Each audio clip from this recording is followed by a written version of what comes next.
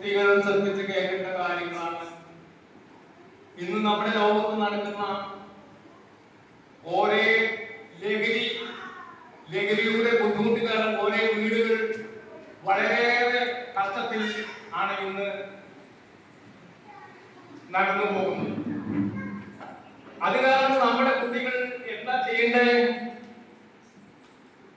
നമ്മൾ അറിയില്ലാത്ത ആരെങ്കിലും മിഠായിയോ ലഡുവോ പലഹാരങ്ങളോ തന്നാൽ വാങ്ങിക്കരുത്.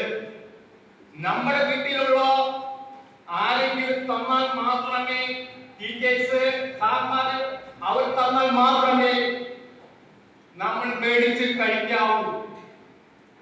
അതിൽ നമ്മൾ പലരും വണ്ടി നിർത്തിയിട്ട്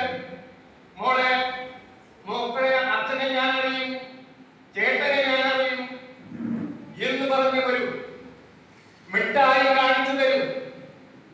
അടുത്തു വരുമ്പോൾ മക്കളെ വണ്ടിയിലേക്ക് വലിച്ചു കെട്ടുന്ന സംഗതിയാണ് ഇപ്പോൾ നമ്മുടെ രാജ്യത്ത് കണ്ടുകൊണ്ടിരിക്കുന്നത്. അപ്പോൾ മക്കളെ എന്ത് ചെയ്യണം? നമ്മൾ അവർ വിളിക്കുന്ന സ്ഥലത്തേക്ക് പോകരുത്. മിഠായികൾ ഇപ്പൊ കഴിഞ്ഞ ഒരാഴ്ച കാലം നമ്മുടെ വീഡിയോ കണ്ടു. ഷൈനി എന്ന് പറഞ്ഞ മിഠായി, ഒരു കടയിൽ നിന്ന് ഷൈനി എന്ന് പറഞ്ഞ മിഠായി മേടിച്ചിട്ട് 5-10 പിള്ളേരാണ് മയങ്ങി വീണത്. അപ്പോൾ നമ്മൾ കടയിൽ നിന്ന് മിഠായി വാങ്ങുമ്പോൾ വളരെ ശ്രദ്ധിക്കേണ്ട കാര്യങ്ങളാണ് ഇത്. അപ്പോൾ നമ്മള് മക്കളെ എന്താ ചെയ്യുന്നത്?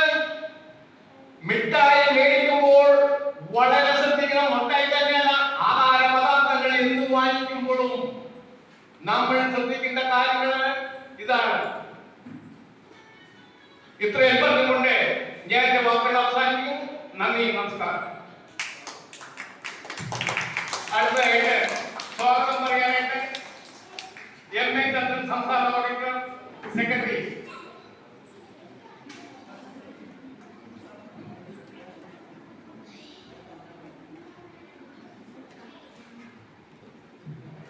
സൗണ്ട് കുറച്ച് പറയാം, കാരണം അതുകൊണ്ട് നമ്മൾ സാധാരണമായ വാക്കുകളിലൂടെ നമുക്ക് മക്കളെ പറഞ്ഞ് മനസ്സിലാക്കാം. ചിന്തിക്കുന്നു. സ്വാതന്ത്ര്യം ആശംസിക്കുക എന്നുള്ള കടമയാണ്. അതിന്റെ ഭാഗമായിട്ട് 2025 ജൂൺ 5 പരിസ്ഥിതി വാരമാണ്. അത് ഈ 30-ാം തീയതി വരെ തുടർന്നിരിക്കും. ഇതിന്റെ ഭാഗമായിട്ട് സംസ്ഥാന വ്യാപകമായി തന്നെ പ്രകൃതിയെ സംരക്ഷിച്ച് നിലനിർത്തിക്കൊണ്ട് നമ്മൾ ഒരു ജൈത്രയാത്ര നൽകുകയാണ്. കഴിഞ്ഞ 2014 ഈ സംഘടന രൂപം കൊണ്ടത്. അതിന്റെ ഭാഗമായി സംസ്ഥാനത്ത് എല്ലാ മേഖലയിലും വളരെ ശക്തമായ രീതിയിൽ പ്രവർത്തനം നടത്തുകയാണ്.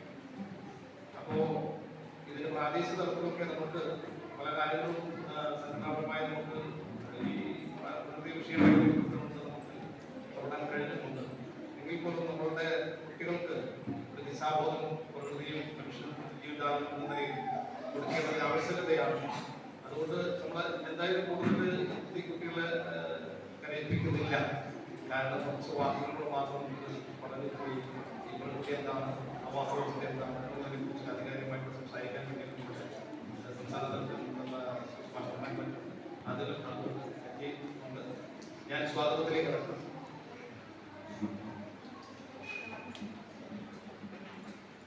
നമ്മളുടെ പങ്കെടുക്കാൻ എത്തിച്ചേർന്നിട്ടുള്ള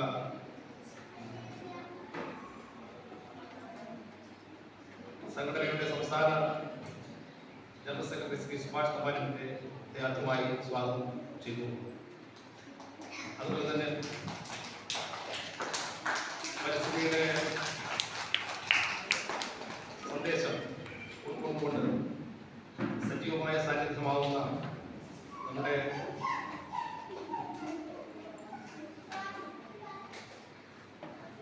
സംസ്ഥാന തലത്തിൽ തന്നെ എല്ലാ മേഖലയിലും പ്രകൃതിയുമായി ബന്ധപ്പെട്ടുകൊണ്ട് പ്രവർത്തിച്ച് സർക്കാർ തലത്തിൽ